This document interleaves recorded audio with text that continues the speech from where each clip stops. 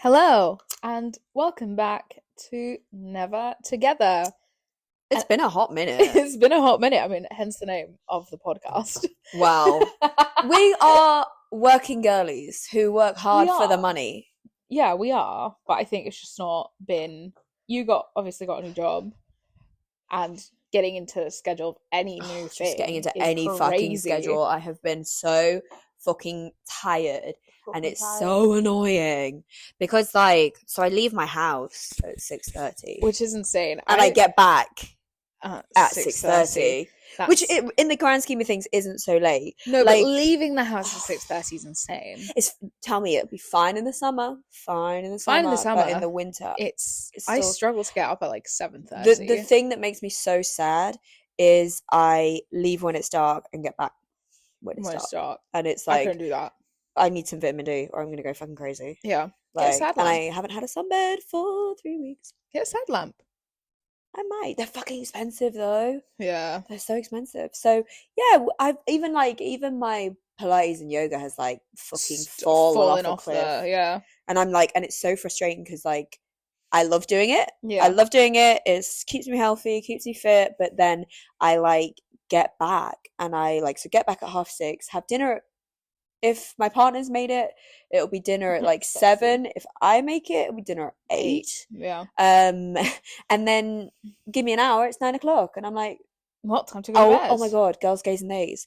So because I have to get up so early, I now have to be an evening shower girly. I love that. Welcome to the club. Oh, hear me out. I'm in the minority by being a morning shower girly. Yeah. I fucking hate being an evening shower girly. Why? I hate it. Why? I can't get used to it. I don't like it because it sets it like right. I don't showers energize you. Yes, set me up for the day. Sets me up for the day. Whereas like I'm laying on the sofa after having like an hour, realistically, to myself me time, relaxation, and then I'm like, oh my God, I have to get in the shower and dry my hair. Yeah, and sleep in my rollers. Disgusting. Yeah. Hate it. I think for me it's more I see why it energizes people and I see why people do it. Well, it either makes you sleepy. Either makes you sleepy or energizes for me it's like a time to like me be alone with my thoughts and like chill. I don't want to be alone with my thoughts. And I'm like a cat. I hate being wet. I'm like a cat. I am like a cat. In out. Yeah. And then I literally but even then, like the whole process, even if I'm not in the shower for long, the whole process of like washing my hair, doing my skincare, moisturizer. I fucking hate it. I find it the most relaxing time. Hate it. Fucking hate it. And I think I literally look at my hairdryer. I look at my hairdryer and I look at it and think, oh, here's the road ahead, and I want to weep. Yeah, but you couldn't catch me doing that in the morning. Not the long. I do like my bangs early in the morning, but it takes me 2 minutes. But my full hair, it takes me an hour. Oh, that's what I'm saying. That's why I can't shower in the morning anymore. Yeah. Because I ain't getting up at 5:30. I'm getting up at 5:30. Fuck no, baby. Catch me. But that's the thing. I think for me, it's just more, I've always been an evening showerer. Everyone I know is. But for me, it's like, the germs that you catch throughout the day Sis. it's nasty. How are you gonna go to work? I work in one of the most disgusting places. I know you do. If it hasn't killed me, but it's not even that. We it's are just now. But even like just in germs in your bed. I like the outside closing the bed. Yeah, no, I'm not going to do that. But you're talking to the person that picks the skin off their lips till they bleed, but does not wash her hands before doing that. Okay. I ain't afraid of germs. But I feel like your internal germs, like that's within the circle of germs. Not if you've not washed your hands. Yeah, well, anyway, we're not going to get into that because this could be a whole different episode. But, like, for me, the idea of, like, sitting on the tiffle, for God knows how many hours a day. I actually need to close. I actually need to change my bed clothes. That's just reminded me. You're welcome. Thank you. Then I'm not going to do that. Like, you sit in your clothes outside, and you just... I don't get into bed in my clothes. No, but some people do. Yeah, no, that's gross. That's gross. Anyway, but do I like showering? I don't like showering anyway. I fucking hate it. It's the bane of my life. If I could snap my fingers and be clean, would I? Yes. Yeah. Yes. Anyway, so 5 minutes in, On today's episode, we are very late with this. We're very, very So we late. had this idea. Sorry. We had this idea when the show came out, but because we are busy gals and this is not our full-time job, because Monster has not discovered us yet. Isn't it disgusting? We're doing that now. Shameful. We're doing it now. We're manifesting a YouTube plaque and a Monster sponsorship. Or a Spotify plaque. Not picky. Not picky. Any plaque. Any recognition for our 4 subscribers. Yeah, for our 4 subscribers. People in the house that we see so well. Well. For the 4 people that actually 4 people. Listen. I'm buzzing. Welcome. 4 people actually give a shit about what we say. You know what? That's great. Thank you so much for your support. Your time. Mainly. Your time. Your time. We're on a floating rock that's burning as we speak. Honestly. Ain't got long left, guys. Anyway, might as well. In the grand scheme of things, before we cry about the state of the world, we're talking about something worse. Which actually, I'm so glad that we're finally talking about it, because I feel like we always do these tangents about criminals. Yeah. And we actually have an episode. I'm saying if there's a TV series that we really like, and so like we could do one about Day of the Jackal. Like a review. Oh, yeah. Yeah, hear me out. I think you know what? Yeah. TV show, we could do like a monthly TV show review. Yeah, but you need to be on it. What do you mean I need to be on it? You're 3 episodes behind. Sis. 5, 6, 7. Don't give a shit. Okay. Anyway. Well, look, I'll finish it when I finish it. I finished the Menendez brothers before you. Yeah, because I couldn't give a fuck. But then there you go. Same boat. Same, but different. We were debating about this in the car, but we'll have different ideas. That's another episode. That's another episode. So anyway, we are doing a review of the drama docu-series. Well, it's not really a docu-series, but you get the idea. We're doing a review of the Menendez brothers. Monsters. Hot topic. Yeah, monsters. The Lyle and Menendez. Lyle and Erik Menendez. Story. Menendez. So the Menendez brothers are also actually a DJ duo. No, they're not. No, they are. Shut up. They really are. Good. Trust me. Why would I lie? They're brothers and they're DJs, and they're called the Menendez brothers. They actually. Hold on. So we're not talking about those Menendez brothers. We're talking about Lyle and Erik, and we are talking about the TV show. So I thought we would, right? That's obviously Lyle and Erik came first, but like as a side note, you would just change your fucking name, wouldn't you? Yeah. Like that's like being called like fucking Ian and. Are you okay? I'm so sorry. That's like being called like Ian and Myra. Ian and Myra. Like, as in those that know the Moores murders, that's like your DJ name being Ian and Myra. And you know what? Or Fred and Rose. Yeah. Like, why would you do that? Anyway, honestly, I know see why. Well, I know their name is whatever Menendez, but think about it. Obviously, the Menendez brothers DJ duo came after Lionel and Erik. So, anyway. Those that get it, get it, and those that don't. So, I thought we would start with the historical context, because presumably, if you're listening to this episode specifically, you know the case, but you never know. So, the actual case is that in some time in the late 80s... 80s, yes. The 90s were the trials. 80s. It was 87, 88, 89. Oh, it's actually a film. Anyway, so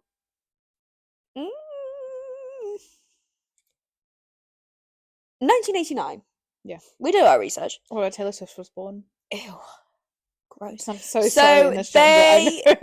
They are both American, well, Latin American, and they killed their parents, Jose and Kitty Menendez, in Beverly Hills with a shotgun. Shotgun?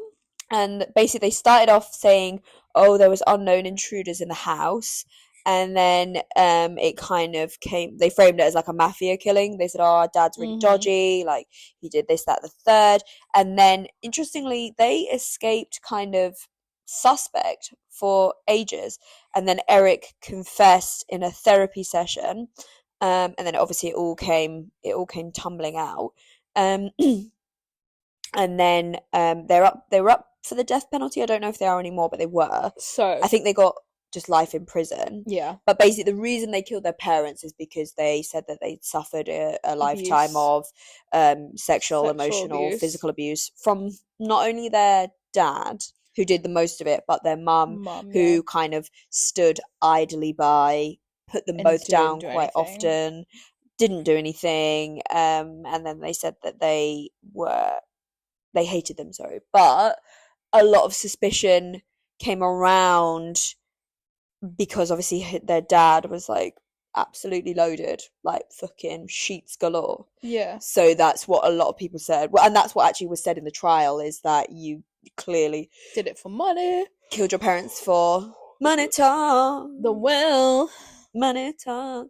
Dirty cash, I want you. That's in the show. Tune. Absolutely fucking CHU. So they're currently serving a life sentence. Interestingly, they're both in 2 different facilities. Yes. Which I think is a little bit fucked up. Yeah. They're not. I couldn't be separated from my siblings like that. It's not like they are. Well, they were separated because they were planning an escape. Yeah. But to this day, with this technology, like, guys, I feel like the system could be a little less cruel. But yeah, so they're basically, Jose and Kitty were watching TV. They just entered and absolutely blew their fucking brains out. Pew pew. And what else is there historically? Obviously, they tried to cover it up. They went to the movies. Yeah. And stuff like that. And then I think, yeah, that's about it. Well, it was recently, new evidence came about, and so on I think it was the 22nd of October, so maybe like a month ago. Oh.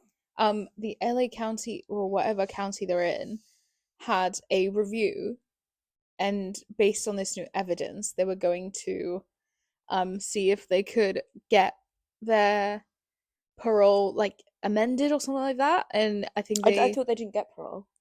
Or, you know, that whatever sentencing, they were gonna look at the new evidence and sort of do something with this new evidence of 2024. And based on that review, I was gonna see if they were like taken out of, you know, life in jail or something like that. But it's quite interesting that's like, what, 35 years later, it's, you know, it's still very much here. And it's crazy how Ryan Murphy has sort of taken it, and like, it's part of the backlash of this show, where Ryan Murphy has sort of missed bits that obviously I think were quite good for the plot. But at the same time, like, is it Eric's wife? How do these bitches have wives? Married in prison. How do you? Oh, they met during the letter, like with letters. Never mind. A lot of that shit happens. Oh, I'm sure. I know a lot of people get married. That's crazy. But to their pen pals, which is cuckoo bananas. This is crazy. So, in terms of how accurate the series is key aspects. Wow. So their confessions. ChatGPT is insane. Tell me about it. Wow, string out work. Do my work for me. So their confessions, the trials, and like the family dynamic. Well, not necessarily dynamic in terms of the abuse, but obviously they've aged them correctly, all correct names, things like that. And obviously the people around them, like the additional characters, are all pretty correct. Interestingly, the fact that Erik Lyle lost his hair. A lot of that is crazy. A lot of the aspects of the series that we were really shocked by are true. Like when the dad ripped off that happened. God, I can't. And but the show basically alters certain timelines. So the therapy confession, although it happened, and the role in the legal case are based on real events, but the interpersonal dynamics and character motives are sometimes exaggerated. Of course. Interestingly, both trials. Interestingly, this show also, so the Lyle and Erik case paved the way for what's the word? Televised court proceedings. Yeah. And made it super fucking popular because like everyone was watching. The timeline with OJ Simpson, like the overlap as well, accurate. Happened. So Erik being portrayed as gay with a teenage romantic relationship was included in the series. Didn't happen. The depiction of the brothers as potentially having an inappropriate ancestral relationship is not supported by evidence, but supported by kind of rumors, I guess you could say. I think obviously, so there were like a few rumors because obviously Lyle did a lot of what Jose did to him to Erik.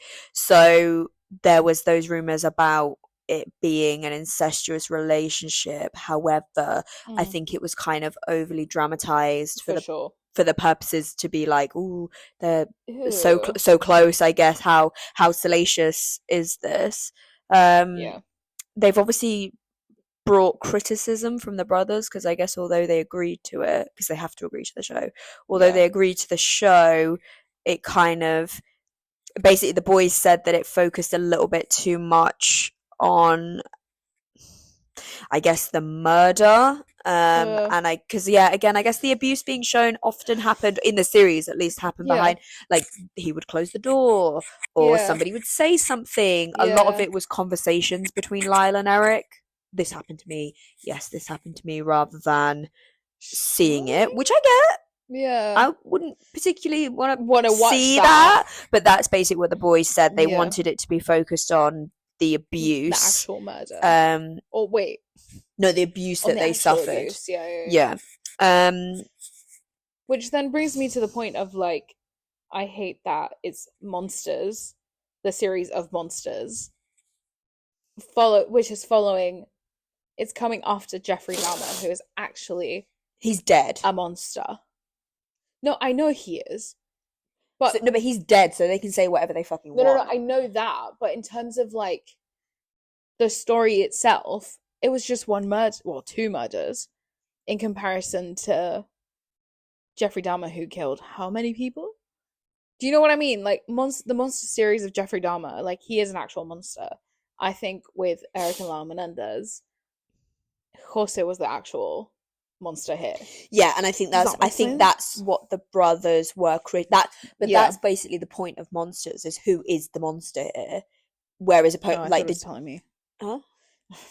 Whereas the Jeffrey Dahmer one was Jeffrey Dahmer's the monster. Yeah. Whereas this one brought in was, so I think the difference with this show as opposed to the Jeffrey Dahmer one is that it begs, because the trial, well, because the case was more of a media storm rather than, whoa, this guy's a serial killer, this guy's unwell, so on and so forth. It was more of a media storm. It was salacious. How could they believe it? So on and so forth, rather than serial killer, which brings its own set of dramas. I think it brought in, well, the purpose of it was to bring in more questions of who is the monster, rather than this is a show this is a show about a serial killer, he's the monster, let's show it. And also he's dead. He's dead, so they can say whatever they want. Whereas the suspects, the suspects and a lot of the people that gave testimony are still alive. So interestingly, a lot of the testimonies were also highly, highly dramatized, which again the boys didn't really appreciate because they felt that it swayed kind of one way. But yeah, overall they agreed that the series was quite accurate.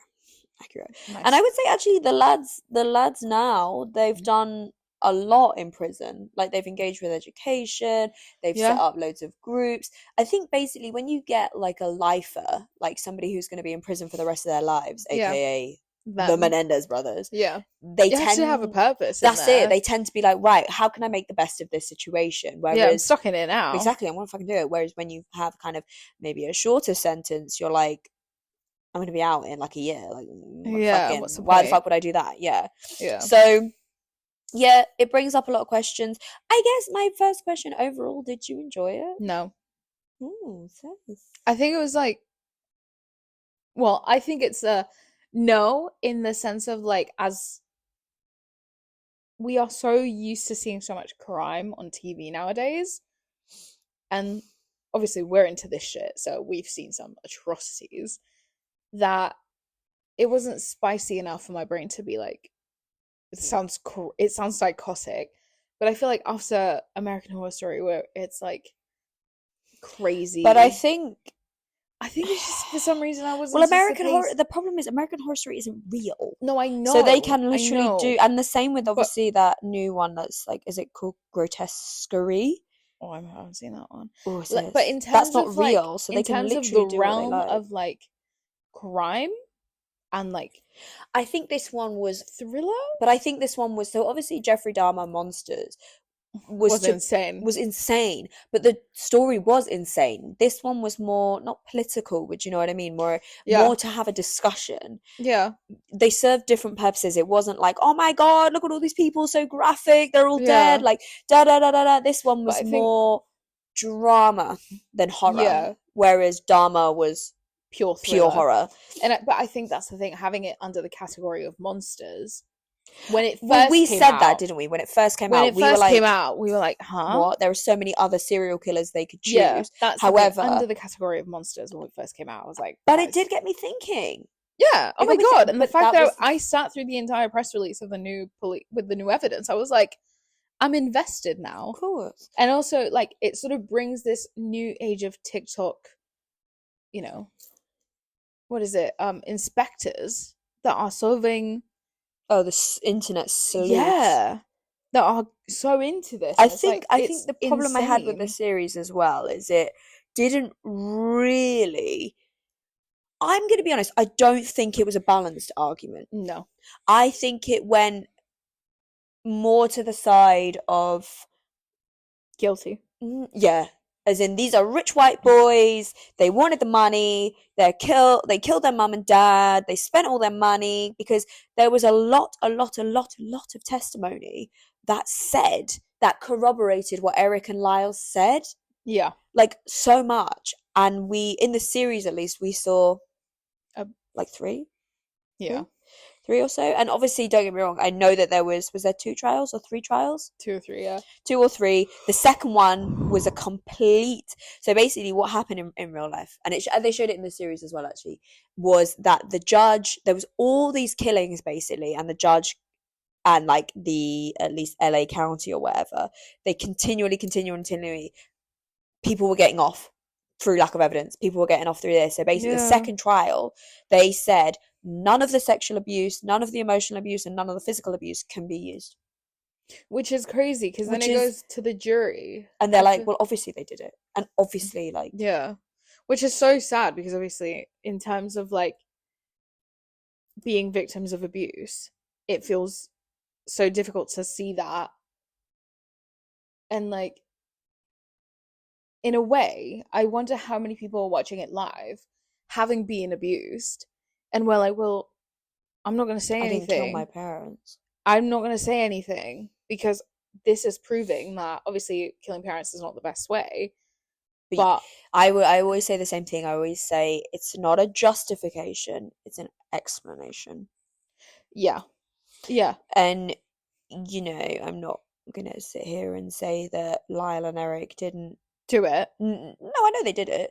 But also, I know that they suffer. I believe, and I truly believe they suffered some absolutely horrendous things. Because interestingly, all this other stuff came out, which was not shown in the series, but came out that people were saying. So once they found out that Jose was dead, particularly like his work colleagues and people in his, not necessarily his social circle, but people who kind of maybe knew him through Lyle and Erik or knew him through Kitty and things like that, they were like, yeah, he was an asshole. They were like, oh.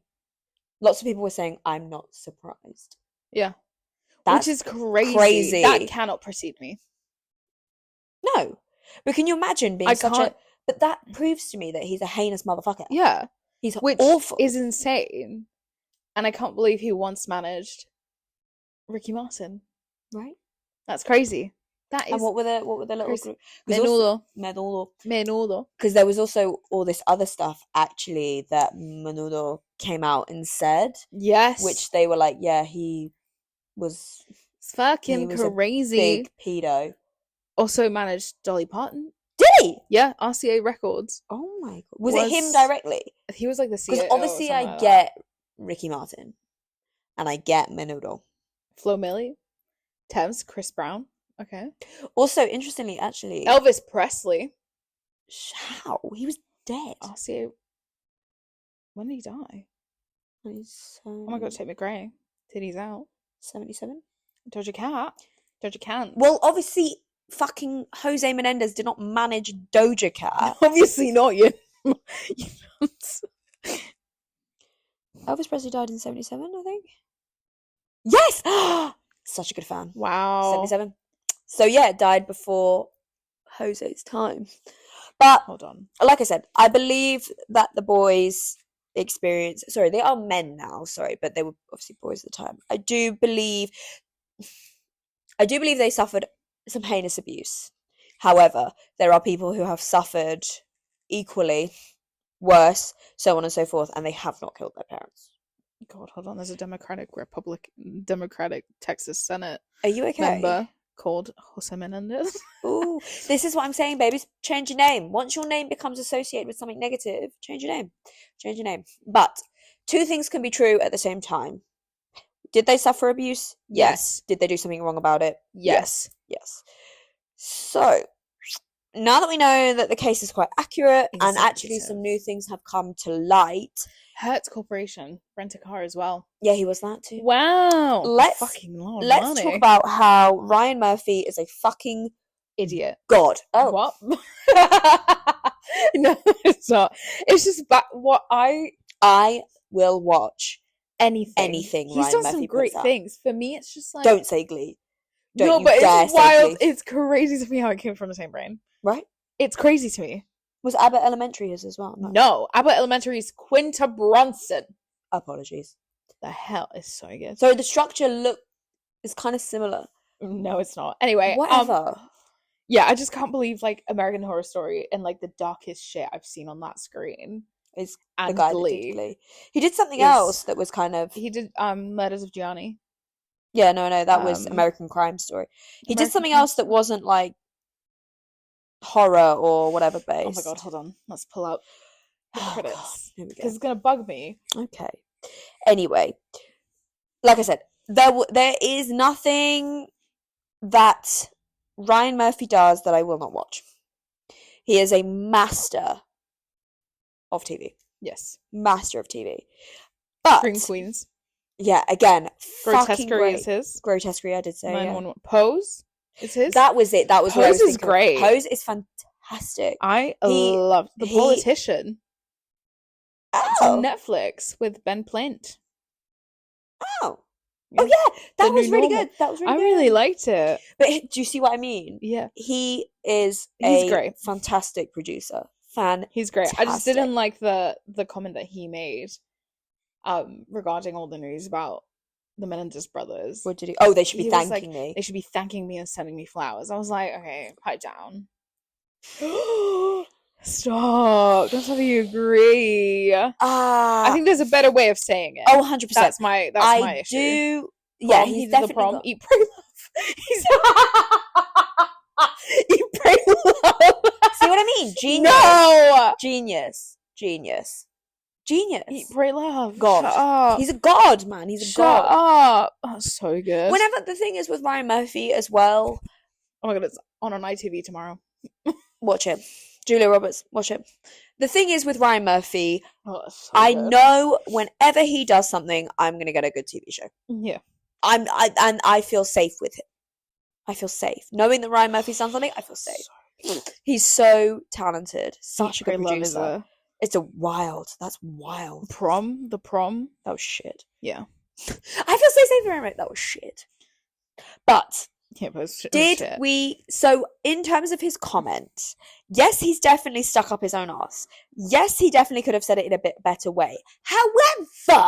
However, from his show, people are now like you said, the internet sleuths, yeah, renegades, vigilantes, whatever you want to call them, are now calling for the Menendez brothers to be released, saying that they've served their time, which I agree, they have served their time, and I do not actually think they are a risk, because the thing with their kill is that it was subject specific, shall I say. Yeah. So they're not a risk to anybody else. However, in terms of if somebody pissed them off to the degree that Lyle and Kitty did, I think they've learned that lesson, though. That's it. I hope they learned They've that done lesson. it. They've done their time. I think it's one of those things where it's like, you're young. The amount of things I've done when I was 18 and 21.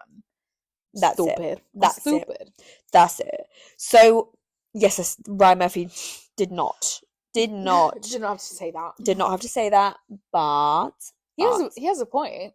But it's brought. It's how he says it. I've seen interviews with him. He's actually interesting to interview. Let's say that, interesting to interview. Yeah. I'll ask my acquaintances how it's working with him. Oh, please do. We may have an update for you, please. We may have an update. But I'll text the sources. Yes. I feel like he probably is crazy. I feel like he's crazy. You know who's lovely? He's a perfectionist. Yeah. You know who's lovely? Actually, Mr. Schuster. Will Schuster. I buy that. He's also so handsome in real life. No. He's so handsome. No, you couldn't convince me. No. I think I still can't believe that I met him. What's his real name? Matthew Morrison. Matthew Morrison. The problem with him... His wife is also gorgeous. Yeah, tell me something I don't know. But, like, the problem with Matthew Morrison, and we will get back to the topic in a minute, but the problem with Matthew Morrison is that now that he's played Will Schuster, he can never play anything else. No. And that's a shame. Yeah. Anyway. So, yes, the TV show... I don't think it told us anything we didn't know. And that... Huh? Keep going. And that goes back to the problem of probably why Lyle and Erik felt like it was a bit of a disservice to their story. Yeah. However, these boys could be getting released because of that show. Yeah. So although it didn't bring any new insights, and it wasn't, I think because it was a televised court proceeding, they had to stick to it. They had to stick to what actually happened in terms of the court. Yeah, it's not goings on. Make things because up. If you make it up, I'll sit there and say, "Well, I've seen the trial. I saw it live." Yeah. So you can't do that. But yeah, so in terms of new insights, I don't think it really did that. But I agree. And as controversial as it is, they've served their time. I think their risk has been massively lowered. No, I don't think it's zero. I don't think it's zero. Fine. I don't think it's zero. 2. I don't think anybody's risk could ever be zero. No. Given somebody the right situation, given somebody the right set of circumstances, and that's not to say that we could all kill people, but we could all be a risk. Yeah. Like, yeah. Yeah, no. So I don't think it brought new insights, but I definitely think it brought a new wave of discussion to the table. A younger point of view. 100%. Because obviously none of us were. No, none of us were alive, thank God for that. Otherwise we'd be really old. Imagine. Ew. They're like 40 odd, I think, no? 40 odd? No, more. Are they older? If 1989, so one was 20. They're the same age as my mum. 55. Yeah, they have wives. Yeah, 55. Lyle is 56 and 53. Yeah, 1970. What? 1968 and 19. Bro, like 70 what? 1970 and 1968. Yeah, oh my God! What was Joseph's? Lyle is the same age as my mum. That's the thing. Yeah, because it was 1920. That was 1920. If it was the 1989 with it, and they were. Oh, they're both actually in the same criminal facility now. Oh, queen. Good. What signs are they? I'm intrigued. Oh, one is a Capricorn because he's January the 10th. That's Lyle. Mm-hmm. And Erik is a November the 27th. That's Sag. Happy birthday. But oh shit. Yeah. Happy birthday, Erik. Happy birthday. But interestingly, spicy tea, the highest proportion of serial killers are, what do you think? I know this. It's either Geminis or Scorpios. You're wrong. A Sagittarius. No, you're still wrong. It's not Libras. No, of course it's fucking not. It's like Cancer or something like that. No, it's not. Taurus. Keep going. I'm literally We've had this conversation. You've sent it. It's like Pisces. Who's the other crazy one? Leos? Obviously. Huh? Leos? No. Aquarius? You're running out of options. Aries? There's like only 2 more left. Aries? No. Who? Virgos. Oh my god. I literally am so bad. Mic is terrible. Sorry. Let me see. I'm Googling this now. We're going off piece, but I don't give a fuck. I think it's all related. It makes sense that it would I'm be. Googling. There is somebody. I think Putin's a Libra. Fuck off. I won't take that. I think he is. I won't take that for an answer. He better change his birthday. When's Putin's birthday? Portinho. Vlad. I think Putin is a Libra. Or Trump or somebody like that's a Libra. How old is Putin? Yeah, he's a Libra. Putin's a Libra. Yucky. No. Yucky. 7th of October. Wow. Criminal day, boy. Anyway. 72 years old. He also needs to go home, guys. Vladimir Putin is 72. Like, hear me out. He's the same age as. Well, he looks great. That's what I was about to say. Whatever, I was like, hear me out. He's a motherfucker. Horrendous. But he looks good for 78. Yeah, he's probably whatever Siberian like devil's poison they have up there. He's probably using it. Which honestly, good for him. Oh god, can't believe this old motherfucker's like. We're so close to an atomic bomb, guys. We're gonna die. We're gonna die. Sweet release at this point. Hi. At least I'll die looking gorgeous. Honestly. Bing bong. Bing bong. Anyway, so I also want to. So obviously, the show didn't do anything we didn't know, but I want to have a special mention for that second trial. Oh. Disgusting. That should not have been allowed to happen. No. Because, okay, fine, you threw out all the evidence about them being abused. Why? It's because I'm convinced that it's because the judge wanted a slam dunk. Yeah. Criminal. It's a numbers game. These are people's lives. Yeah. It's so. I think the system is so flawed over there and here. We're not really. Oh, it's corrupt. But I think slightly more fair here. Yeah, I think it's more humane here. In Europe overall, it's more humane. Oh my god! ChatGPT is going crazy. So, sorry. Some people, Oh, stop, please. Oh my god! Stop the bus. Oh my god! Stop the bus! Stop the bus! Off this ride. Fred West. Who? British citizenship revoked. Fred West. I don't have it anyway. A British serial killer notorious for gruesome crimes alongside his wife Rosemary. His birthday. He's dead, but his birthday is today. Day after me. Oh no! Oh my god. So any serial killers on my birthday? Wait, no serial killers. So Andrei Chikatilo, butcher of Rostov, is a Libra. Killed 52 people. Oh, shut up. Notorious politicians. I'm gonna kill myself. So Vladimir Putin, as we know, 7th, which is very close to your birthday. Oh. And Mussolini. What day? October 29th. Lee Harvey Oswald. That's a Scorpio. 29th is Scorpio season. True. Of September or October? October. Yeah, Scorpio. Yeah. Don't claim him. Other awful figures. Eminem's father. What is he? Thanks. It literally says it. Literally, look. So it says serial killers, notorious politicians, other awful figures. So Eminem's father abandoned his family and became a central figure in Eminem's grievances through his infamy is more personal than public. Oh. He's a Libra. And Lee Harvey Oswald is a Libra. Just says it. Eminem's father. Oh, that's crazy. Ew. I'm telling you, we don't claim Putin. We don't claim him. I actually think Machiavelli was. Oh, for fuck's sake. I think he was. Oh, stop. Nope. Taurus. Somebody like that was, and I can't think who it is. He did loads of paintings. It wasn't Machiavelli. Monet? Anyway, no. He was a bad guy. Oh. Anyway, this is besides the point. So yeah, that second trial was chaos. Yeah. I don't like it. I don't think it was fair. And I think that I definitely think actually the show brought to light how fucking horrendous the American judicial system is. Yes.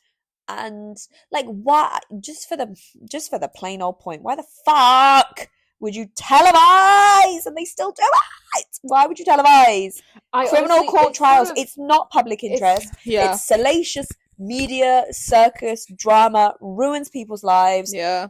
No, it's unnecessary. Like, I don't think the integrity of like confidentiality is out the window. And I hate that. And it just either way, even that I don't care. It just turns into trial by media, and it's not fair. Yeah, it's not fair because like for this trial, it's biased. But for this trial, they had to get 12 people who were out of state. Like they had to go really, really, really far, because also it's what everybody had heard of it. So and they were like asking them questions. They were like, "Have you heard of this trial?" And everybody said yes. Yeah, obviously. Like, so they could not find anyone who was not aware of the trial. Anyway. So, dramatization versus factual storytelling. What do we think? I think there's no harm in telling a little white lie or distortioning a small portion of it. I think they did.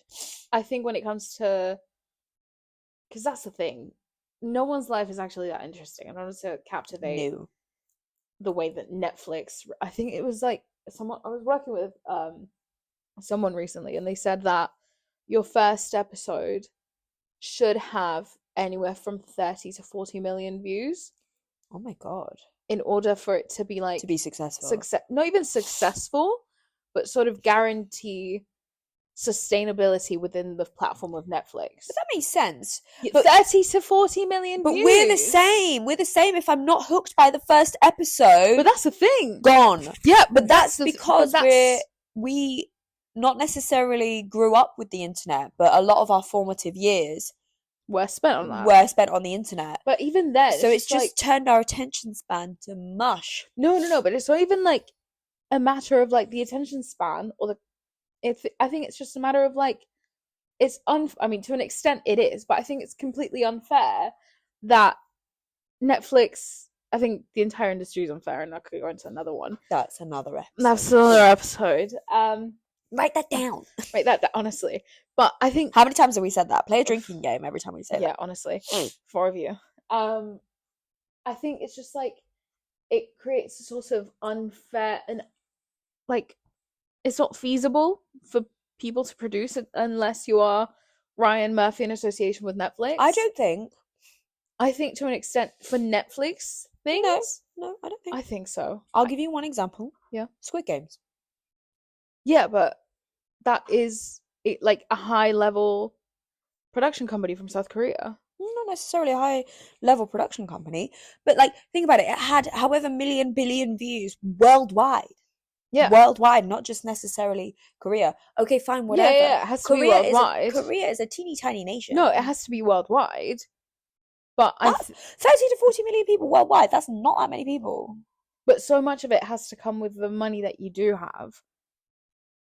That comes from these shows partnering up with Netflix and having Ryan Murphy attached to it. I think there is an element of budgetary of like, obviously you're going to reach 30 to 40 million people if you have that budget. I agree with that. I've seen some great shows that are independent that deserve to be there and are not, and they're cancelled because of, and here we are with 24 seasons of the Kardashians. That makes I will continue to watch it, but if fucking what is it, the other Ryan, if the Kardashians weren't pumping money into Ryan Seacrest producing and having that fucking marketing budget, it wouldn't be what it is. This I agree with. But there is... Sorry. You get just made a noise. I think... oh, God. It's a tricky one. It's a really, really tricky one, because I think if Monsters did not have Ryan Murphy's name, no one would give a flying shit. Nobody would give a shit. There we go. No, I agree. I agree with what you're saying. I 100% agree with what you're saying. I think though 30 to 40 million viewers worldwide is not that much. It's not. But when you really think about it, 30 to 40 million people have to watch your show within a period of time in order for it to have a successful run on Netflix. I think that's just stats and science. Yeah, but they've obviously tested it. It's so saturated. 100%. Like, you are, like, when you have your TV show, you're a small fish in a huge pond. Yeah. Irregardless. Yeah. And I think as well, though, to be fair, there is an element, because Dharma was so successful. It's actually one of the most successful shows that still to this day, one of the most successful shows that Netflix has ever put on. Is it still Wednesday? Or was Squid Game the most successful? See, I never understood Wednesday. What do you mean? I didn't get into it. I loved it. I'm so excited for season 2. I've been waiting for so long. I have not. It's either Bridgerton, Netflix. Oh fuck, Bridgerton. I loved Bridgerton. I love it. It surprised me how much I actually liked it, because I usually don't like those type of shows. Oh, I love a historical period drama. I don't. Up. So the fact that maybe it's like the hello, the Tudors. Fucking love that show. I think it's still. Well, Bridgerton for me, it's kind of ruined now. There's some shows by having friends in the industry. It's still actually still Squid Game. Wow. Yeah, because we were all inside when it came out. True. We were all inside. So was Bridgerton, actually. So was Bridgerton. We were all inside. But I think Bridgerton, obviously there's more seasons coming, and it's sort of expanded that viewership within 3 years versus 1. Mm-hmm. Like if Bridgerton was within there's going to be a new series of Squid Game. Is there? I'm obsessed. Great. What is it? But yeah, okay. I think Bridgerton is now like, I know people in Bridgerton, and I was like, now I'm not watching Bridgerton for Bridgerton. I'm watching Bridgerton. And no, I'm still watching it. I'm still watching it, but now feels weird because I know my friend Rachel's in it. Rachel, and I know my friend Billy's in it, and I know not Billy. I'm just naming names. All right, name drop. Yeah. So I don't also hear me out. I don't really get why Wednesday was so like. I loved it. Favorite show. Like, I didn't guess one of my favorite shows, but I just don't get why it was so popular. It's like goth. It's niche. It's the TikToks. Squid Game. I get the TikTok. Wednesday. It was. I loved it. It was fantastic. But your general viewer is not me. Yeah. Yeah, Dharma's still up there. Stranger Things for Money Heist. Oh, interesting. Money Heist was great. Interestingly, Bridgerton is not part of the top 5. But you know what it is? Is all these names, except for maybe 2 or 3, came out during the pandemic. And also as well, Money Heist was out during the pandemic. But because we keep going off track, as we were saying, I think as well, with the good thing about these crime thrillers, because they are about real people, there is an obligation of these producers, of these big wigs, TV people. They have to tell the truth. Yeah. So I think in terms of dramatization versus factual storytelling, I think these dramatizations, so the trial of O.J. Simpson, Gianni Versace one, the Monica Beatty. What's the one? The one the Bill Clinton one? Monica Lewinsky. Who's Monica Bellucci? Monica Lewinsky. Again, Monica Beatty. The Menendez brothers. You bitch. You fucking bitch. The Menendez brothers. There is that obligation. A lot of these people are still alive. Like, there is an obligation to tell the truth. So I think there's elements that they can, twist and turn. Italian actress. But She is the lady from Beetlejuice. Beetlejuice, yes. Beetlejuice. But there is, like I said, there's an element where they have to. Oh.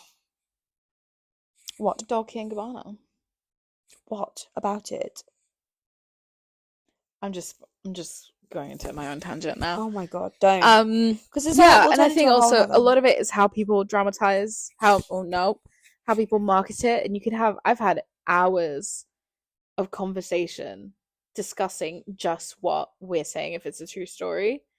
It's like inspired by a true story, based on a true story. That's how you get around it. Yeah, based on a true story, inspired by a true story. I think though it balanced fiction with like a fictional story with bits and bobs of true story. Like there's so many. It's such a massive debate because then you go in like line by line and like sort of true story snippet, and you're like, how much of a true story is this? And you could honestly be there for hours. But I think on the whole it did balance it pretty well. Yeah. I think although we don't like the choice of monster, if you will. Yeah. Because there are so many others he could have chosen. Yeah. I think it does balance it pretty well. And I think that the story is good enough on its own without them having to have killed hundreds and thousands of people, because the unravelings of the story, them two as characters, there's so much to discuss. Yeah. Cooper's an Nepo baby, by the way. I know, you told me. Yeah, the guy who plays Eric, for everyone's information, his brother is in either the editing team, in the post-editing team of American Horror Story. By who? Ryan Murphy. I also don't particularly like. I mean, he's very, very, very. They're gorgeous. Handsome. Both of them are gorgeous. Both of them are gorgeous. I don't. But they're both weird as fuck. They're so weird. We're watching TikToks. We're like, oh. I don't. They're both weird for different reasons. Cooper is so far up his own arse which I hate. That he's unlikable, but that's because he's a nepo baby. Yeah. And the other one's like the complete opposite. Nicholas Alexander Chavez is a fucking. He's weird. He's probably also so far up his own arse that he's like, I don't have to sit and talk to you. That's crazy. But he doesn't give Cooper says it, Nicholas sits there and takes it all in. Yeah. I can't. No. I'm not a fan. I'm not a fan. Handsome. From a distance. Could not talk I to can't. him. I couldn't, yeah. I'd probably disassociate. Oh my god, I need to stop coughing. I'd probably dissociate so quickly. But I think that makes their casting so good because they are those characters, which is insane. But that's the thing. I think when someone does a show very well, because they're relatively unknown, aren't they? Yeah. Like this, Nicholas Alexander Chavez was in Grotesquerie, but that is the first. He was in Hospital as well, and that's it. Yeah, but Hospital's like one of those shows that everyone sort of does. It's like Neighbours. Yeah, it's like Doctors here. Like everyone I know has been in an episode of Doctors. I was. Were you? Yeah. Anyway, liar. I was the nurse. Oh, anyway, yeah, I think it's one of those things where it's like they've done such a good job so early on. I'm always going to see him as Erik and Lyle Menendez now. Yes. Like I'm gonna. Yes, but that's the trouble with Ryan Murphy, isn't it? He often does this. Like I couldn't see Jessica Lange in anything else other than Naughty Pine. Lea Michele. Words. El Diablo. Lea Michele. Rachel to the point when I was working on Funny Girl, the Broadway thing. Did you actually meet her? No, but I would genuinely call her Rachel Berry. Yeah, I'd call her Rachel Berry. But this is the problem: is because Ryan Murphy's casting is to the fine line to a T that Sue Sylvester, love her. Can't think. Jane Lynch. What else has she been in? She's been in loads of things, but she was in Funny Girl, which is the funniest thing to me. That's brilliant. I can't believe Sue Sylvester made it to Broadway before not Broadway, but Broadway Funny Girl. But this before Lea Michele did. But this is so good. But this is the problem, isn't it? That because his casting is so good, and it's not to say that these actors can't get other jobs, but his casting is so good that I can't see Rachel Berry in Scream Queens. It's not Lea Michele in Scream Queens. It'll be Emma Roberts. Actually, she's all right. Because she's kind of been in other things. Yeah, she's like I don't see her as the girl from Coven, and I don't see her as the girl from Queens. But Skeens. But this is kind of the problem, isn't it? Is that they're so well cast. Yeah. What's his face? Oh my god. Darren Criss. I can't see him as anything else other than the guy that killed Gianni Versace. Really? Yeah, I wasn't a Gleek. I didn't watch Gleek. Fair enough. That's why. I think I watched 3 series. And that's enough. That was it. I was like, I am too grown for this. Will Schuester, I was like, again, nothing Will else. Schuester. It's so funny to me, and I met him, and I was like, you nearly said Will, didn't you? You nearly went, well, shit, Matthew. No. I was like, my boss were like, make sure you call him Matthew. Correct. Yes.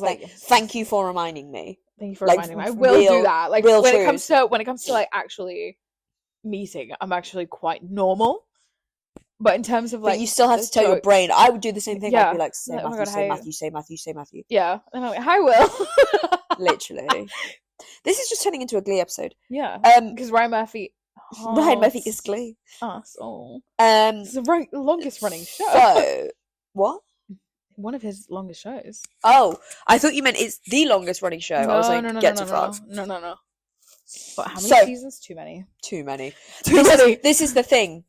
Too many. And I kind of actually am starting to feel like that about American Horror Story. Yeah. Too many. Is it still going on? Oh, for fuck's sake. Yeah. I fell off the face of the earth with that. I stopped watching after 1989.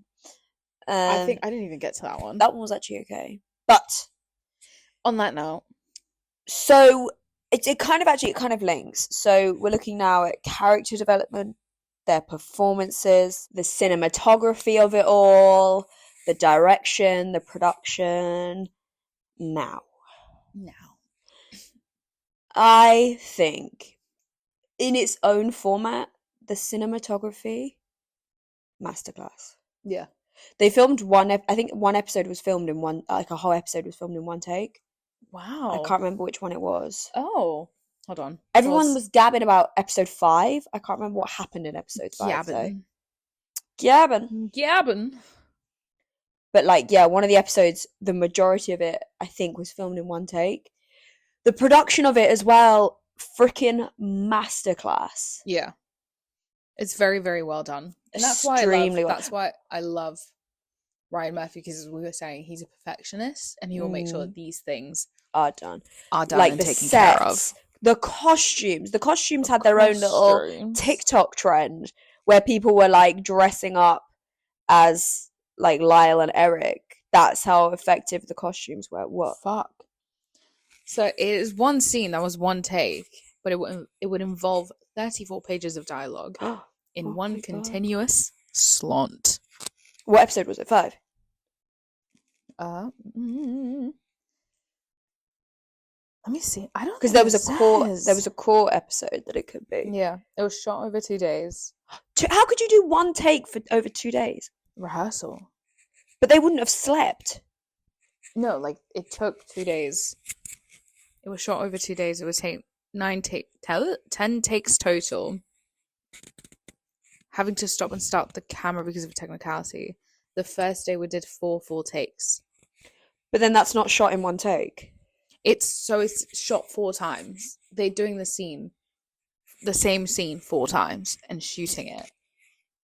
I don't get what you mean. So instead of having like cutting and scene and cut and scene, cut and scene, they went all the way through 4 times. 4 times. Oh, okay. Yeah, and then chose the last one. Because there was.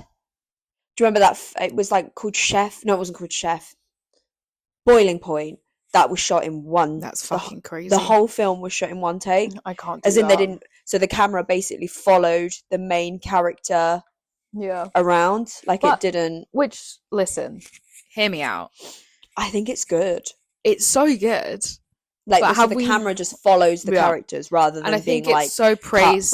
Cut, break. Yeah, cut. I think it's so praised with Hollywood how it's done in one take. But have we noticed how every single show on stage is one take? Yeah. But you have to remember that like cameras need to be set up, readjusted. Yeah. It's so crazy. on and so forth. It's episode 5. I thought it was episode 5.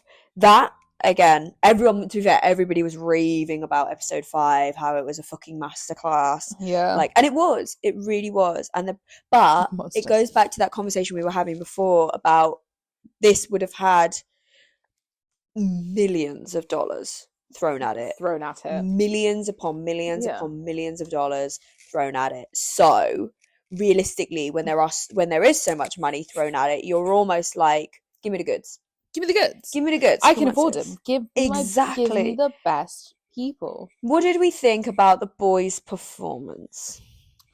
I think Erik, for some reason, he fell flat for me. Yeah. Lyle was great. Lyle was good. He's terrifying. Yeah. And to see all these videos from like the press tour now, he's that character. But that's what I was saying. That's what I was saying about how Ryan Murphy picks those characters. I wholehearted. Oh, sorry. Ew. I have the flu, guys. The phlegm. I wholeheartedly believe that Emma Roberts is those characters. She is that crazy bitch. She is in real life. So I do believe that those guys. I do believe that those guys are their characters. He's a Virgo, actually. Huh? He's a Virgo. Who? Cooper Cock? Is that how you say it? Coke. No, but Nicholas Alexander Chavis. He's a Virgo. What did I say, guys? He's a Virgo. What did I say? Cooper. Anyone called Cooper makes me feel sick. Get off your fucking horse. It's like I say, it's giving Nepo baby. Because he is. Because he is. A Nespo baby. Nespo baby. Cooper Joseph Koch. Is that actually how you say it, Cock? I don't know. Koch. It's actually Koch would probably be. If he's Jewish. Is he Jewish? I don't know. Wouldn't be surprised. What star sign is he? Come on. Geese. Leo. Cancer. I don't buy it. He's 16th of July. Cute. He's a Cancer. Bunt. Oh, what about Javier Bardem? Taurus. It's giving Taurus. No. I'm never right. Like, I don't know why you're looking at me as if I'm always right. He's a Pisces. I don't see. I hate that. I don't see it. I hate that. I don't see it. Again, so, I'm sorry, guys. When you get a powerhouse like Javier Bardem, yeah, he stole the fucking show. And can you imagine how hard it must be to play a character like... That's so evil, as someone who's a dad. Yeah, because as well, do you remember, like, so in Dharma, Evan Peters, didn't he say he needed to take, like, a break from acting for a bit? Yeah. Because he got fucked up. I can imagine as well, like, set isn't... Like, when you're filming a TV show, like, set is supposed to be, like, a fun place, isn't it? Yeah. And you're supposed to have, like, laughs and kikis and jokes and stuff. Like, I feel like... It looked like they did. In terms of filming this, it looked like they did. But that, again, brings to me its own questions, you know? Yeah. So he has 2 children. Who? Javier Bardem. Are they handsome as he is? They are babies. Huh? They are infants. They are children. Okay, let's move on. Yeah... I felt like Erik's character and Lyle's, actually, to a degree, they didn't really go anywhere. In terms of... the character development. Because there is nowhere to... Like, it's so stagnant with that. Like, that process is so much start and stop and start and stop. I'm not surprised. I feel like, though, with Javier Bardem's character, and even actually, I can't remember her name, but the one who played Kitty. I'm Chloe Sevigny. That's it. Even her character, I could see things. I could see it all unraveling. Yeah. And maybe that's just because they're mature actors, they're seasoned pros. Yeah. And things like that. But I could see the so you have a character, and then the layers start to get peeled back, don't they? And you're like, ooh, okay, This is who I thought. Like, don't get me wrong, we all knew that Jose and Menendez were not nice people. But then you start to go, oh shit. Oh shit.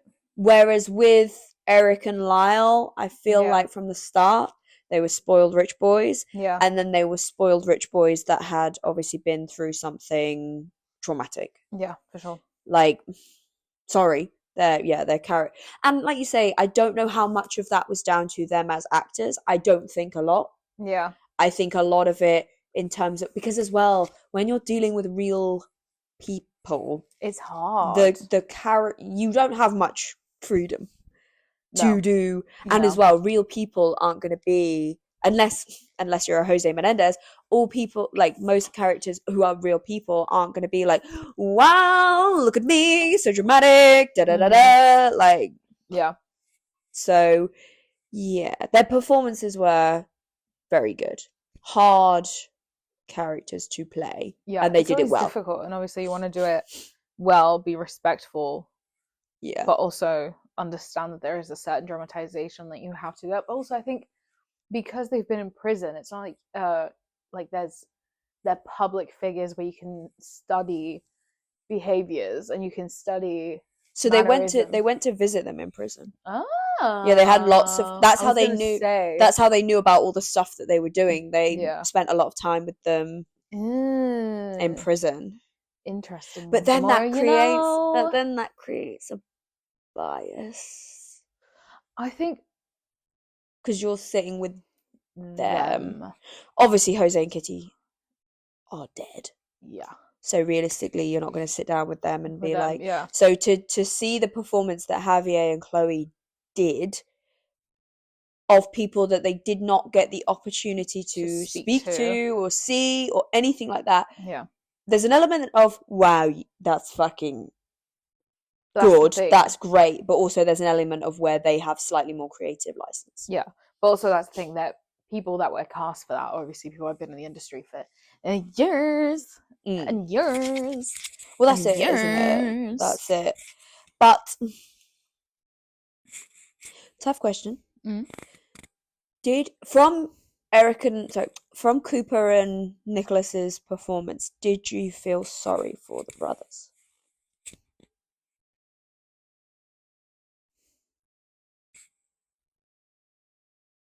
It is a very tough question. I think, like I said, it's like it doesn't excuse. No. I don't. Did you sympathize with Listen, him? I think.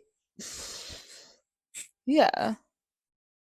From like an abuse point of view, yes, no kid should ever go through that. Like your parents are made. Your parents are there. It's like some people shouldn't be parents. 100%. Jose and Kitty were not meant to be parents. And too selfish. As a mother, like I had to raise my siblings. We're going into this now. I couldn't let anyone buckle up, motherfuckers. Buckle up, motherfuckers. I couldn't let anyone treat my kids like that. The moment I see any treatment of anyone, really, like if I saw any of my friends in a toxic relationship, if I saw any of my friends being mistreated to that extent, I'd put my fucking like I'd put your head in the ground until you explain yourself and get you away from the people you're abusing. And I think that even though Kissy was not as active, she was still standing by and being. I would say that those that just stand by are just as bad. Yeah, because you're not doing anything. No, you're not doing anything. And there was, I don't know if this was rumors or one of the statements in the trial that said that there was all this commotion going on between Lyle and Jose, and she heard it. Saw Jose take Erik into his bedroom or whatever, and Kitty, I think it was a cousin or something, and Kitty just said to the cousin, like, let's go downstairs. Yes. I remember, or something along those lines. It was something around that. Or there was some noise going on upstairs, and Kitty just completely ignored it. Fine. Yeah, complicit. That's the word.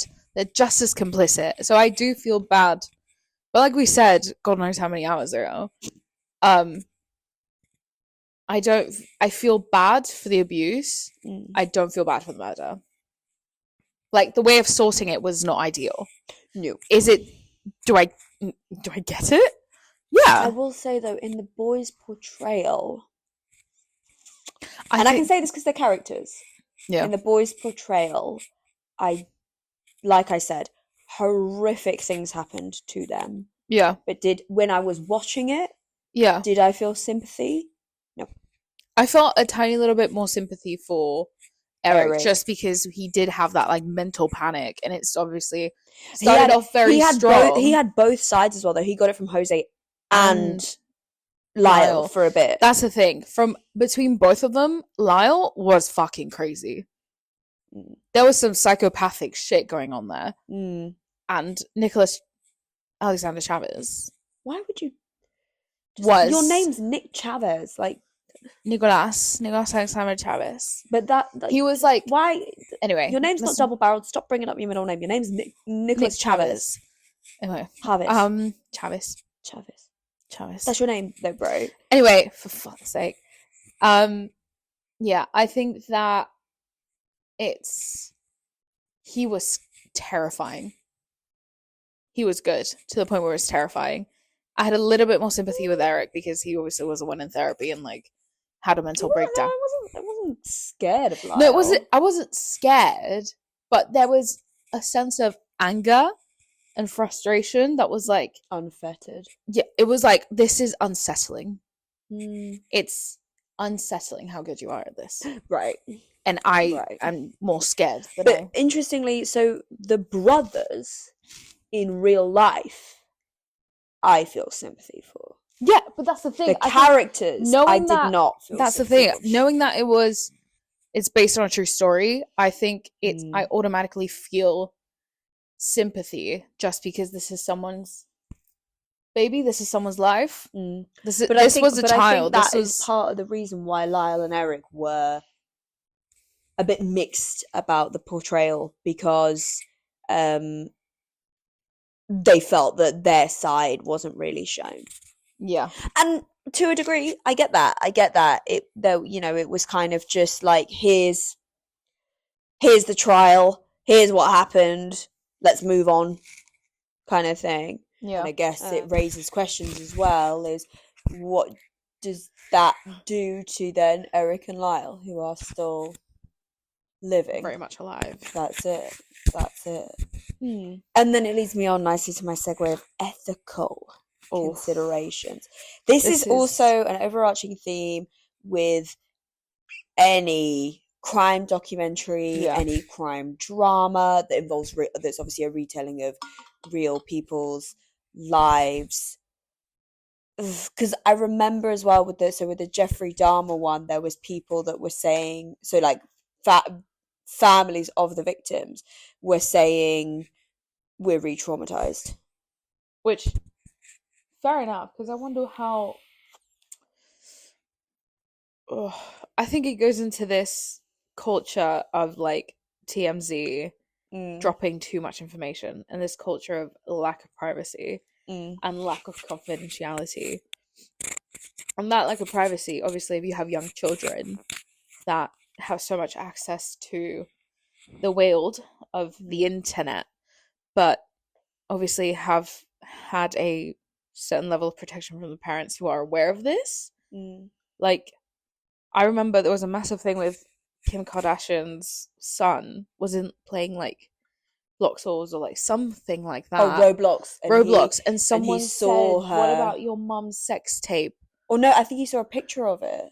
I don't know what it was, but it was like, guys, and knowing how, I mean, I'm not familiar with how Roblox I don't know how it works. But I don't know if it's a matter of like people message each other, and then once like they figured out that it was I think it's a little bit like Minecraft. I don't know how Minecraft works. No, I don't know. Sorry guys, I have a life. But you can play with people online, basically. Yeah. But I don't know what chat features are. If anything, like it's, there's no sense of protecting that. No, none. And I think it's so hard because at the end of the day, it's entertainment. Am I entertained? Cash grabbing. Yes. It's a cash grabbing situation. We saw it recently with Liam Payne.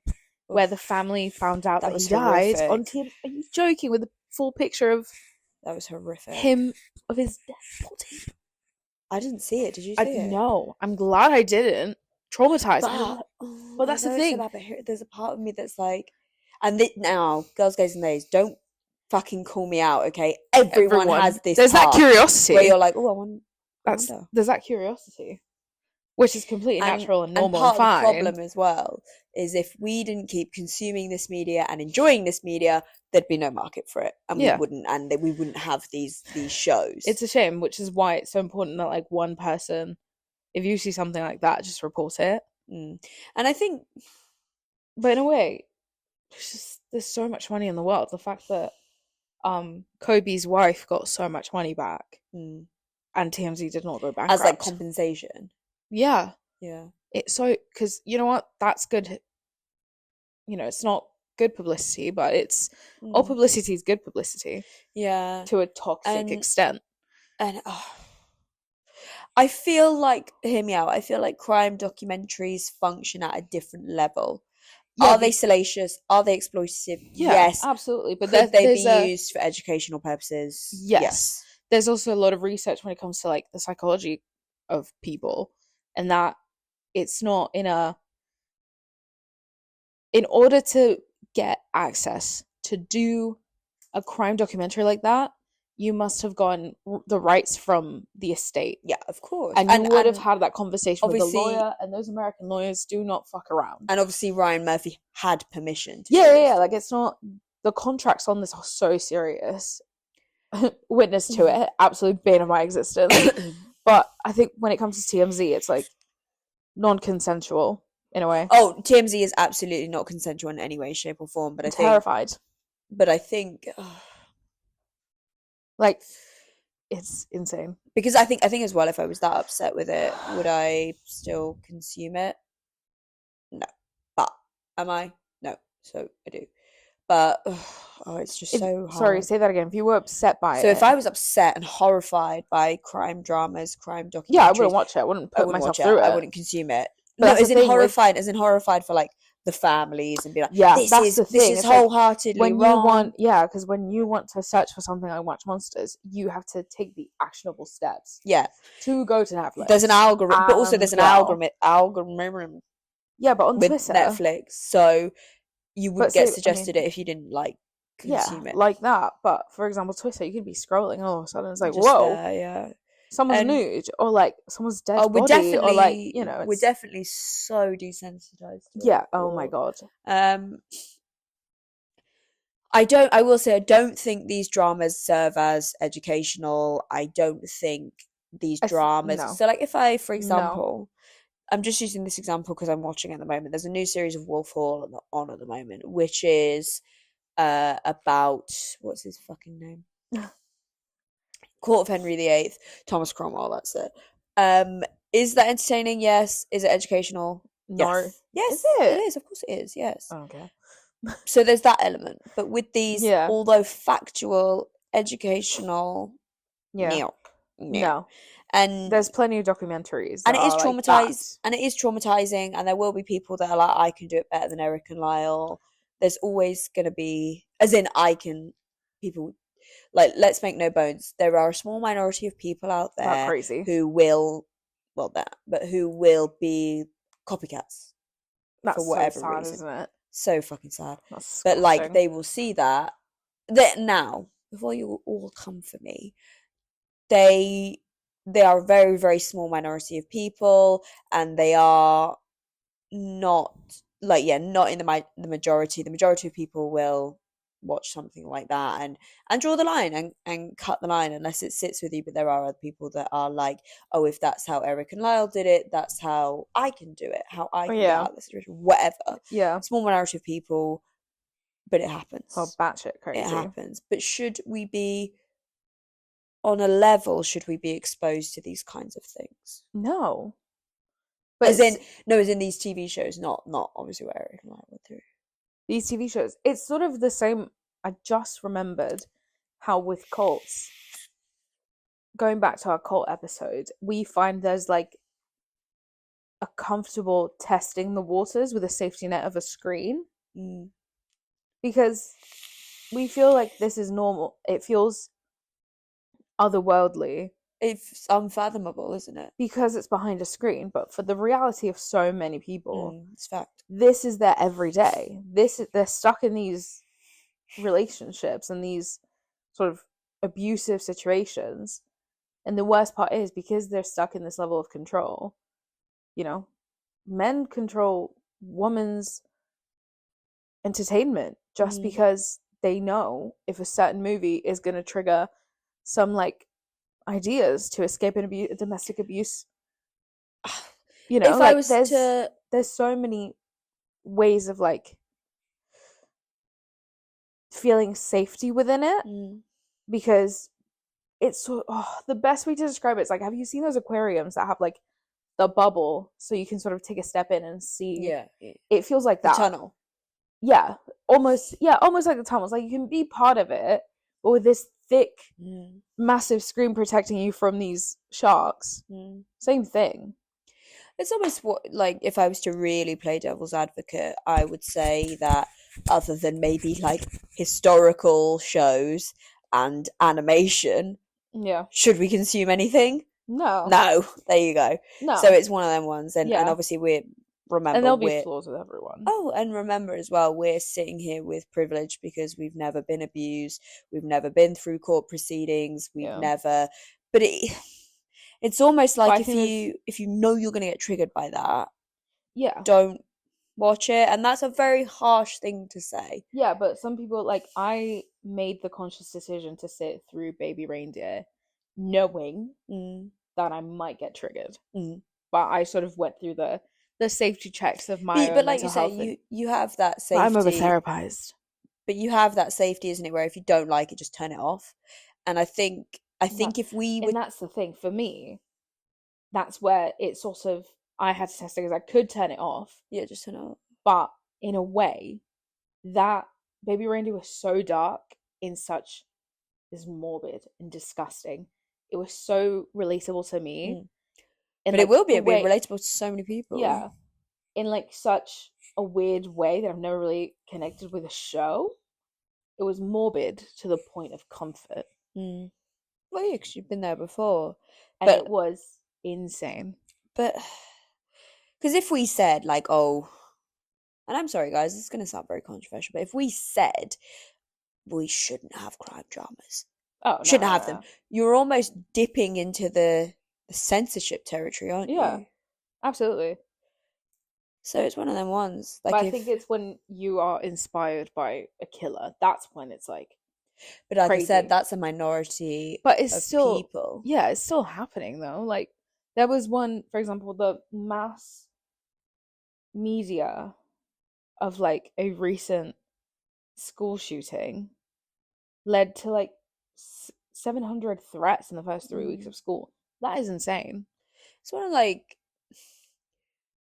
what was I going to say? Because I think as well the media would love to sit there and say that so and so was inspired by to do this terrorist attack, to do whatever, because it's so much easier to have that sensationalist media headline and point the finger at someone else. As in teenager was inspired by Erik and Lyle and shot his parents or whatever, because it's so much easier to do that than to actually have a news article that looks at the psychological implications of that child, and how, because as well that how many grab the story, people don't care. How many episodes was the series? Eight episodes. Yeah.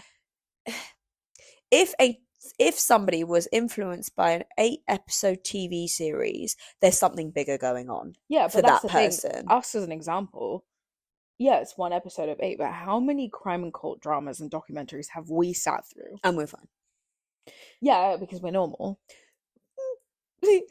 Questionable diagnosis to come by, but stand by for TBC. But like, we are capable of separating, like, we're just mentally well within reason, cognitively within reason, cognitively atypical, no, cognitively neurotypical, like, but I've watched so many. I could start my own cult if I wanted to. That's it. If I was crazy enough, I've seen plenty of like show on Netflix to do it. I just choose not to. But but like I said, because I know it's not right. You know the implications that come with that. And I think, like I said, if somebody is sitting there and going, that seems doable, legitimate, that seems doable, that seems fine, I could do that. Yeah. Like I said, there's something bigger. Yeah. Because what we consume, to a degree, what we consume is such a media based stuff we consume. Yes, okay, we're surrounded by it. Yes, we spend hours on our phone. Yes, we watch millions of hours of TV, but it's a portion of a life. Yeah. It's a portion of a life. So if we are to be so influenced by what we see, there's another portion that's missing from the story of that. Yeah. And I think, unfortunately, when we find out that these people have these problems, it'll be too late. Because Nicholas Cruz was obsessed with the Columbine shooting. Yeah. He wasn't even born, because that was 1997. So 21 years after, he decided to shoot up MSD because he was inspired by one event. In 1990, he probably wasn't even born. No. Which is insane. We were one, so if he was still in school. Or he had just graduated or something. Like, that's the thing. We didn't know he was like, his family was like, we didn't know he had mental health issues until he showed up to school and killed 17. They might not. It depends. It depends what kind of parent they are as to how much attention. I was like, obviously neglectful enough. Yeah. To let a kid have a gun. 100%. Which is insane. But that's the thing. We found out that he was fucking crazy when he killed 17 people. Yeah. And, you know, yes, ethically, these are real people's lives. Yeah. That brings in questions. But I think in terms of, like I said, in terms of drama and documentary and Netflix, you have to go through a very extensive conversation. It will have all been approved. With the law. Erik and Lyle said yes. Ultimately, Erik and Lyle said yes. Yeah. So, with lawyers, it's when it goes into the Twitter TMZ sphere, and that type of media is heinous, absolutely heinous. Yeah. No, thank you. If TMZ clicks, I'm likes, fine. Like you say, any publicity is good publicity, so they probably actually get better traction. Yeah. If someone's like, they're fucking sick in the head, and you know what? The fact that we've mentioned them in this podcast, sickening, is already publicity to them, which is so bad. I think as well, particularly as we were talking before, Ryan Murphy tends to stay within the realms of fiction. Yeah. Doesn't he? He tends not to gravitate out. But in terms of, I guess, public perception, oh my god, it's completely shifted for the guys. For the brothers. Yeah. Yeah. Oh my god. So irregardless of if people are like, I was traumatized, this was horrific, oh my god, why are you showing this stuff? All publicity is good publicity. We are, these are royalties. Like I say, we are looking to release these men. Yeah. I mean, hear me out, guys. There's a process people go through to get released. We're not just like, popularity contest. We're not just like, oh, you got 40 million views on. Yeah, Twitter said we should let you out. No, they will sit before a parole board. Their risk will be assessed. They will have potentially a psychologist there who is sitting and who's analysed them at this stage in their life. There's probably a doctor there, probably a key worker. It's like a multi-agency, at least it is in the UK. It's a multi-agency meeting, and it can take days. It's like almost like a new trial. They can take days to decide. So if they do get released, please know it won't have been because Twitter or these internet sleuths have found new evidence, so we say so. They will go through almost like a risk assessment for whether they can be released. Personally, my perception, just because I've seen the doco and this, I've seen both of them. My perception, has my perception changed? Wow. No. Personally, no. What do you reckon? I think I will always prefer the documentary just because it's straight facts. No, I agree, but I think irregardless of both of them, it doesn't change personally. It doesn't change my perception. I think, for example, if they were, I think there's a filter to it. There's definitely a filter because I watched the Monsters one and then I watched the actual documentary, and so things that I could immediately pick up on things that were like dramatized and weren't facts or were facts. So I think for me it was quite nice to have that together as a combo. So quite a good combo. It's like, so I think it's just, for me it's just, I love documentaries, so I'm always gonna go for the documentary. That's it. Oh yeah, 100%. But the documentary always comes out before the series. But I hadn't seen it. You said you had seen the documentary. No, I saw the documentary after the Monsters thing. Did your perception change then of them? Because I watched the doco before. But that's the thing. Because the doco came out ages ago. It was like a Lifetime film or a whatever Discovery film, which I love those. Oh, excuse me. Excuse me. Jerk skills. I'll cut that. No, I won't. Why would you cut that? Pedro Pascal masterpiece. I love Daddy. Anyway, excuse me. What was I going to say? It didn't change my perception because I knew from the get-go that it was a true story, and I knew there were kids or men behind it. And I think I said it in the episode. Now, I had sympathy for the actual guys from the beginning. I did not have I wasn't really feeling it with the characters. Yeah, no. But again, it goes back to my perception didn't change because I knew immediately that I had. Yeah, it goes back to that thing again, weren't we talking about how we didn't really feel sympathy for the characters because I don't feel like their side was shown. No. I have felt sorry for other criminals, shall we say. Not. Elaborate. There's definitely been, what is it called, soft white underbelly? It's like a doco on YouTube where this guy interviews admittedly vulnerable people, but things like criminals, homeless people, so on and so forth. And there's that thing on, is it Lab Bible, where they do minutes with? It's very good. Probably. But obviously, I know that the boys had been through a significant amount of trauma, but it does beg the question to me, why did you not say anything? Why did it have to get to that point where you felt you had no other option? Yeah, I think... Hear me out. Circumstances, but it does it raises that question for me. Whereas, for example, other criminals, for example, people who... For example, drug dealers who are potentially homeless, potentially addicted, or are living in relative poverty and they're quote unquote the man of the household. Maybe dad's not there, dad's not present, or mum's not there, or mum's not present. So they assume this obligation when they're children, and so they're like, I can't make enough money to support my mum on a paper round. I'm gonna sell drugs.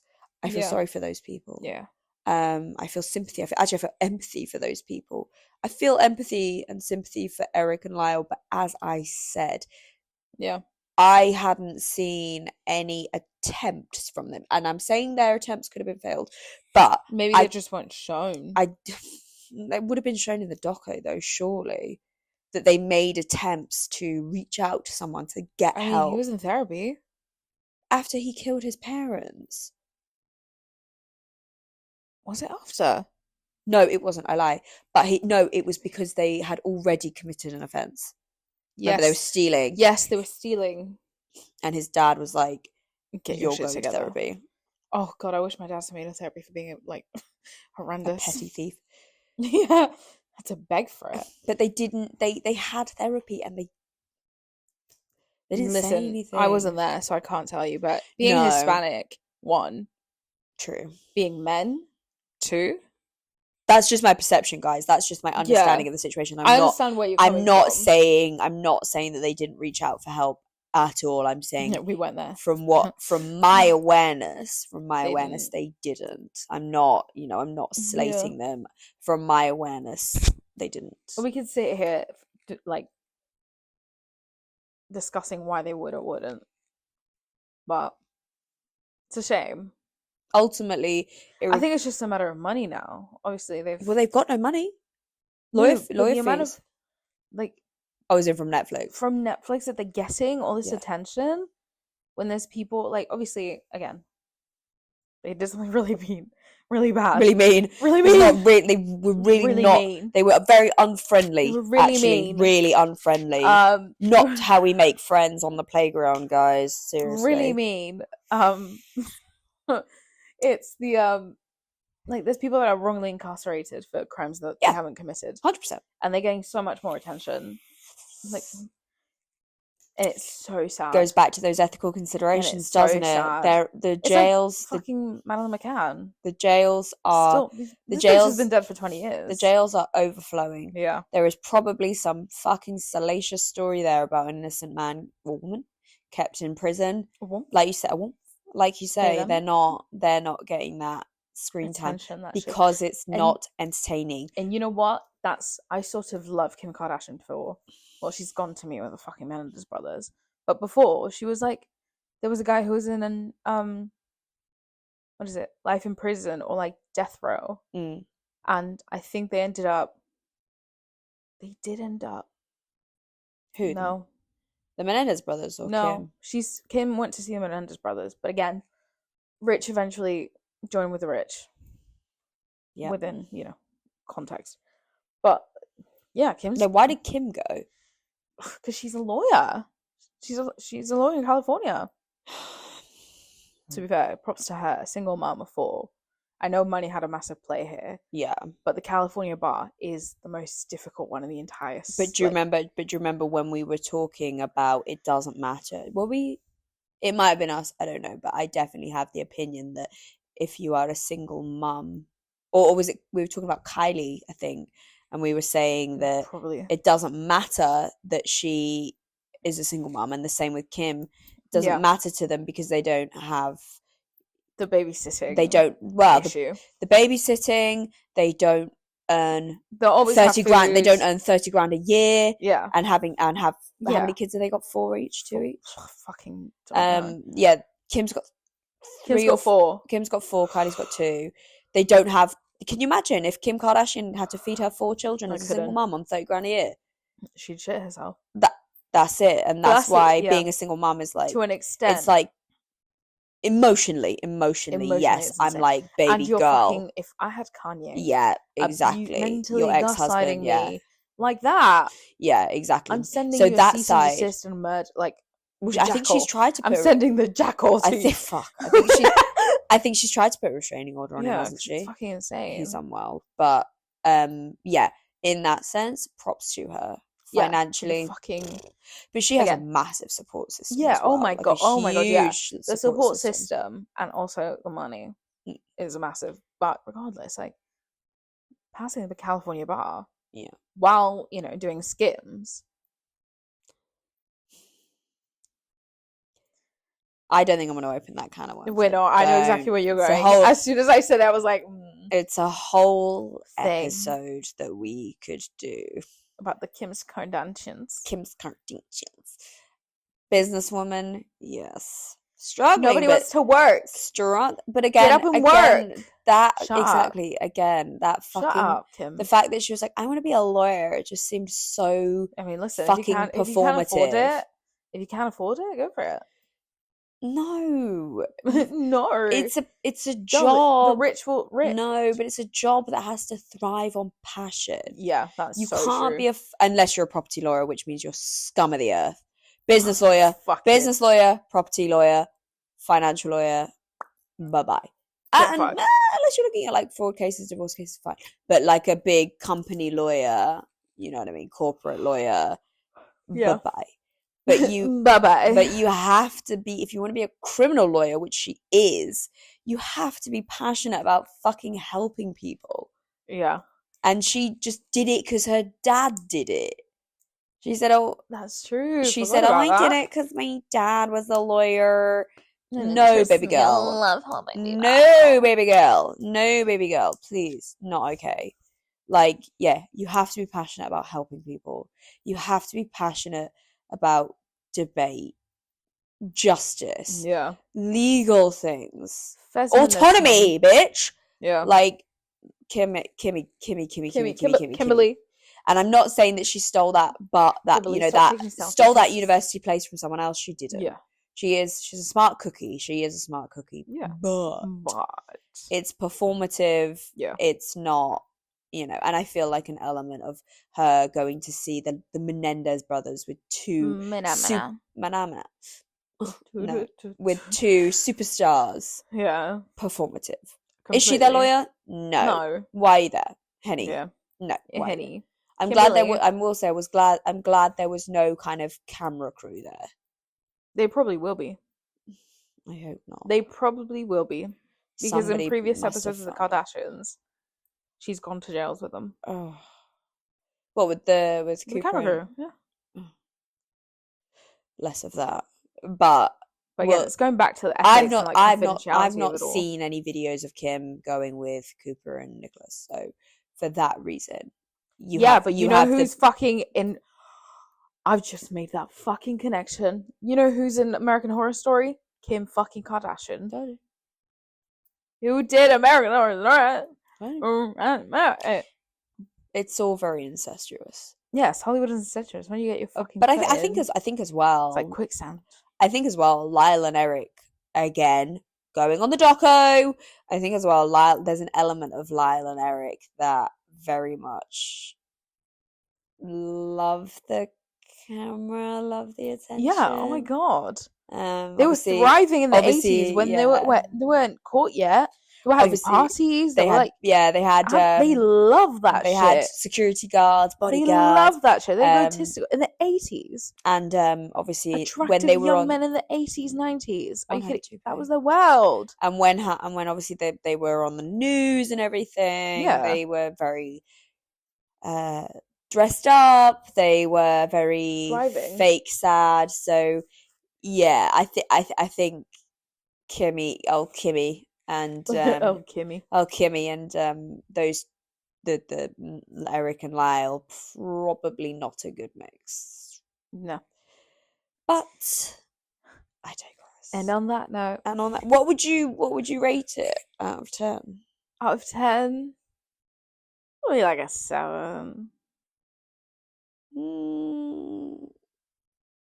I think I agree. I want to say 8, but I agree. Missing. I agree with Erik and Lyle. I didn't really get their story. Yeah, I got that they were abused. I got a few, and they were murdered. I know we had a toupee, and I know a few family dynamics, and then it was bam, trial. Yeah. So I would, and Cooper's penis. Yeah, fucking hell, Jesus Christ. Fair enough. Said, well hung. Ugh, that's why I could never catch myself saying that in reality. Well hung. Well hung. Ugh. You're very blessed. You're very blessed, Cooper. You're very blessed. Thank you. Well hung. Ugh, just crazy. The thing I struggle with is obviously on TikTok and stuff. I told you girls, gays and nays earlier. There was a whole trend where people have done what's the one, thirst trap edits of Nicholas Alexander Chavez in the show. Nicholas Alexander Chavez is a very handsome man. That's an aside, but doing thirst trap edits of Lyle as a character, as an actor playing Lyle Menendez, wild. Lyle Menendez. And there's all these trends where girlfriends are dressing their boyfriends up as Erik and Lyle. See, that's the fetishization. That's criminals. Wrong. It's crazy. That's wrong. That is insane. Don't tell me. You can feel bad for someone and not want to dress up like them. Like someone was like, "Oh, Jeffrey Dahmer's so cute." Get out. Get out. You're crazy. He may be physically attractive. However, he's a serial killer. Yeah, please. So that instantly also makes make that difference between what's his name? Who played Jeremy Dahmer? Evan Peters. Jammery. Jammery Jammer. Jammery Jammer. Good old Jammery Jammer. Jammery Jammer. Jammery Jammery the Jammery. Anyway, Stop. Evan Peters. You can say Evan Peters is handsome. Yes, I can. You can't say Jeffrey. Jeffrey. Jammery Jammer. Jammery Jammer. Jammery Jammer. Okay, so we're giving it a 7 out of 10. We're giving it a 7 out of 10. Fuck the feds. Okay. Yes. A-cab. Fuck the A-cab. A-cab. And Cooper Cox's penis was real. Well hung. That's the advice. Well hung. That's the advice of the day, kiddos. And we'll be well hung. And yeah, be well hung. Don't murder your mom and dad. And you know, see you on the next one. Wear a toupee if you need to. Oh my god, baby, if you need to, wear it. Like the next episode we have, guys, as well is fucking horrific. So stay tuned, and we'll see you on the next one. Bye. Jesus.